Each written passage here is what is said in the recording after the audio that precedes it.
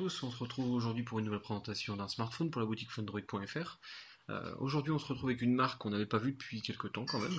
Il s'agit de la marque Zoppo, une marque qui avait eu son heure de gloire. On va voir maintenant si la marque a réussi à se remettre un petit peu, puisque c'est vrai qu'on n'avait pas vu beaucoup de téléphones très intéressants ces derniers temps chez Zoppo, si ce n'est peut-être le 999 qui avait un processeur assez puissant, donc on va voir ça tout de suite. Alors aujourd'hui il s'agit donc du ZP920 qui offre une sacrée particularité, c'est son design, ça on va le voir tout de suite. Donc il est disponible en deux coloris et on peut dire quand même que le design est quand même original. Ça c'est sûr que c'est pas tous les jours qu'on voit des téléphones qui sortent avec des coques de ce style. Donc vous avez la version blanche ici et la version noire ici, qui offre ce qu'ils appellent un design camouflage. Donc on verra juste le rendu après. Par contre, donc ces coques sont offertes, mais de base vous avez également celles-ci qui sont fournies avec, donc la coque traditionnelle noire et la coque traditionnelle blanche, hein. Rien de très surprenant. Par contre, comme je précisais tout à l'heure, si vous commandez par exemple dans la boutique Android, vous aurez ces coques fournies avec. Alors on va regarder un petit peu la boîte, voir ce qu'il y a dedans. Alors, donc, nouvelle boîte chez Zoppo, nouveau design de boîte, donc qui s'appelle le 920 ZP920 Magic.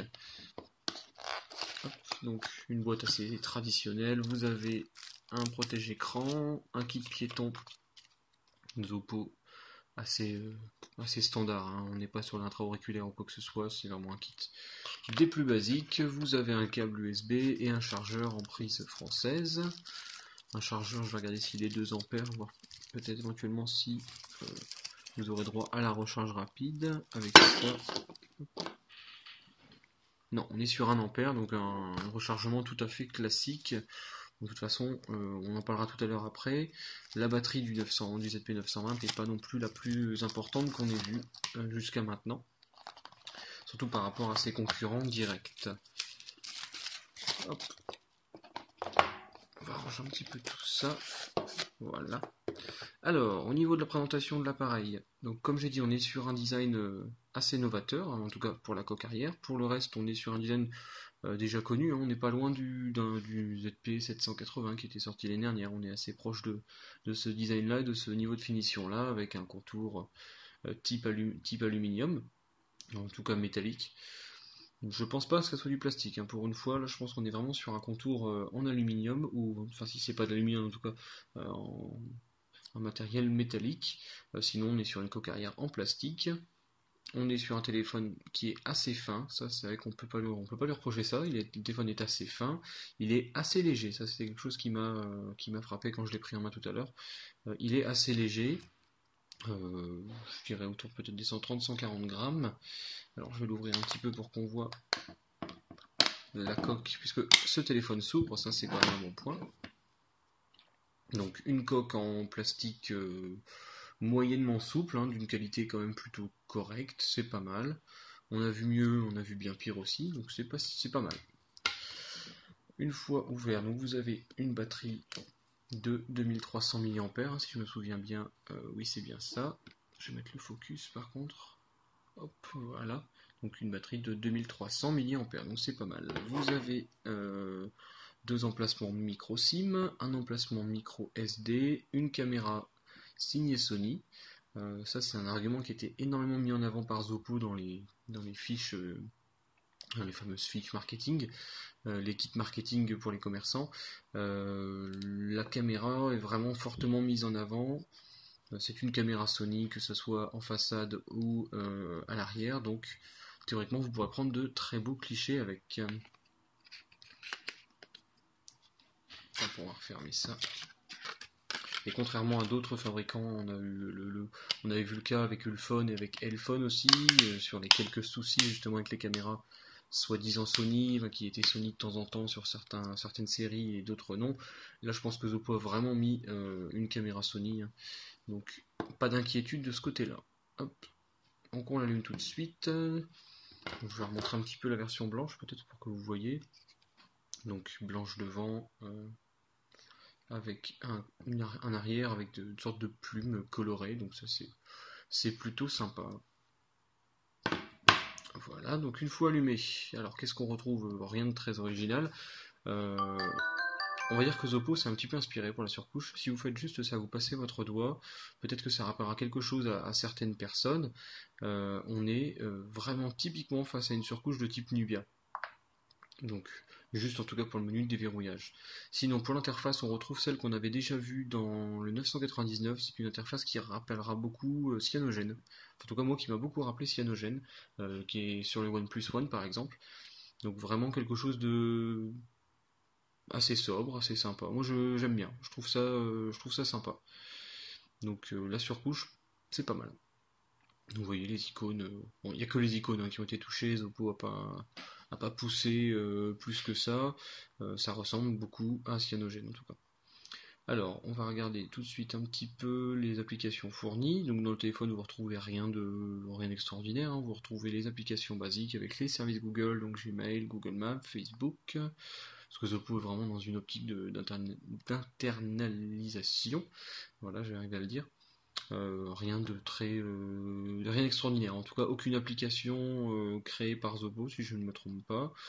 On retrouve vraiment les applications habituelles. Donc, dans les paramètres, on retrouve le Outnote, qui est la technologie Mediatek qui remplace plus ou moins le NFC, mais uniquement pour téléphone Mediatek. Vous avez tout ce qui est geste. Bon, ça c'est pas forcément le plus intéressant, mais c'est toujours bien qu'il soit là. Vous avez les Smart Wake, ça c'est quelque chose que j'aime bien. Donc par exemple avec le double tap, on va essayer tout de suite. Je pense que ça devrait marcher. Donc, si vous pressez deux fois, voilà, l'écran s'allume. Ça c'est un petit truc qui avait été créé je crois à la base par LG, que beaucoup de constructeurs ont repris, et qui est en tout cas une très bonne idée. Vous en avez plein d'autres en tout cas, comme le fait de dessiner par exemple un C pour ouvrir l'appareil photo. Tous ces petits gestes-là qui sont vraiment pratiques et qui sont maintenant intégrés dans la plupart des téléphones et ça, c'est très bien. Alors par contre, j'ai pas fait le tour des boutons, j'ai oublié de le faire. Donc, ici, vous avez donc les trois boutons qui rappellent encore une fois Nubia. Je pense que vous le voyez pas très bien ici, parce qu'il n'est pas rétroécléré ce bouton. Je vais mettre le focus, mais non. Ici, vous avez un bouton en forme de rond, comme on voit beaucoup chez les Nubia et les Meizu. Qui n'a pas l'air de s'éclairer, enfin il s'éclaire très légèrement quand on passe le doigt dessus. Vous avez sur la gauche le bouton Power, sur le dessus vous avez le jack 3,5, vous avez le bouton de volume sur la tranche droite et sur le dessous vous avez un micro et l'emplacement micro USB, donc rien de très surprenant non plus. Alors au niveau des performances, qu'est-ce que nous dit Antutu? On est sur un score à 41 000 points quasiment. C'est pas mal. Vous verrez de toute façon avec le processeur qui est embarqué. En tout cas, c'est pas mal. On va voir un petit peu par rapport à ses concurrents. Là, le téléphone est en train de se mettre à jour, mettre à jour des applications. Donc, 41 000 points, c'est juste en dessous du Galaxy 5. Galaxy S5. Donc, c'est quand même pas mal. On est au-dessus du Xiaomi Mi 3. Donc, c'est pas mal. Donc, dedans. Donc un Oppo ZP920, Android 4.4.4, vous aurez Android 5 dessus, ça c'est une certitude. Quand c'est difficile à dire, peut-être mars, peut-être avril, en tout cas vous aurez Android 5. Le processeur, c'est un MediaTek MT6752, donc un octa-core 64 bits à 1,7 GHz, donc ce qui se fait, pas ce qui se fait de mieux, mais en tout cas on est quand même sur quelque chose de très bien. Pour le moyen haut de gamme, c'est pas mal du tout. Ensuite, la puce graphique, c'est une Mali T760, donc ça c'est ce que j'ai lu sur internet aussi, c'est une très bonne puce. Pour les jeux, ça devrait vraiment fonctionner à merveille. L'écran fait 5,2 pouces d'une résolution Full HD de 1920 par 1080. Vous avez une caméra Sony de 13 millions de pixels, 2 Go de RAM, 16 Go de mémoire interne. Qu'est-ce qu'on a de beau? 8 mégapixels en façade, sinon globalement rien de surprenant encore une fois. De toute façon, c'est un téléphone qui n'est pas forcément très original, très surprenant. C'est surtout son design qui est assez intéressant. Mais c'est surtout parce que Zoppo avait besoin de lancer un téléphone 64 bits pour suivre un petit peu ses concurrents comme Jayu, comme Meizu. Donc c'est quelque chose qu'il fallait que Zoppo fasse et voilà, il a fallu lancer une riposte le plus rapidement possible et ce téléphone donc est sorti. C'est surtout son design qui fera le plaisir de chacun. Globalement, sinon c'est un téléphone qui est assez proche de ses concurrents directs, si ce n'est que son prix peut-être un poil plus élevé. Mais en tout cas, ça peut pas être un mauvais modèle, puisqu'il embarque quand même tout ce qu'il faut. Enfin, on va regarder la vidéo habituelle pour voir un petit peu l'écran. Mais l'écran, de toute façon, je peux déjà vous dire qu'il est très bien. Franchement, la luminosité de l'écran est vraiment pas mal. Hop, on va voir tout de suite en détail, mais hop. Voilà. Ouais, donc je confirme ce que je viens de dire, hein, l'écran est vraiment pas mal. C'est très lumineux, très contrasté. C'est vraiment difficile de départager les nouveaux modèles hein, de nos jours parce que les écrans sont vraiment tous d'excellente qualité. Et là, celui-ci ne déroge pas à la règle. On est face à un des plus bels écrans que j'ai eu l'occasion de voir. Je pense à peu près au même niveau qu'un JUS 3 ou que le Meizu M1 Note. On est vraiment dans ce qui se fait de mieux. Par contre, le haut-parleur. Non, le haut-parleur, c'est pas trop ça. c'est moyen. Le haut-parleur, c'est moyen. Sinon, le rendu de l'écran est vraiment correct. Vous pourrez sans problème regarder des films, faire des photos, regarder des photos sur votre écran, tout ça, ça fonctionnera très bien, l'écran rend très bien. Donc globalement, je pense avoir fait un bon petit tour de l'appareil. Donc le Zoppo ZP920, c'est un téléphone que je vous conseille, il est plutôt bon. Si vous aimez le design, il est 4G toute fréquence, il est double SIM, il est performant. Il a à peu près, il a vraiment tous les arguments pour plaire à un maximum de personnes. Donc moi je pense que là-dessus, je peux largement vous le recommander. Un téléphone qui fonctionnera très bien. Voilà. Donc je pense avoir fait mon petit tour. Moi je vous dis à bientôt pour une prochaine vidéo. Et surtout à bientôt sur funroid.fr. Salut!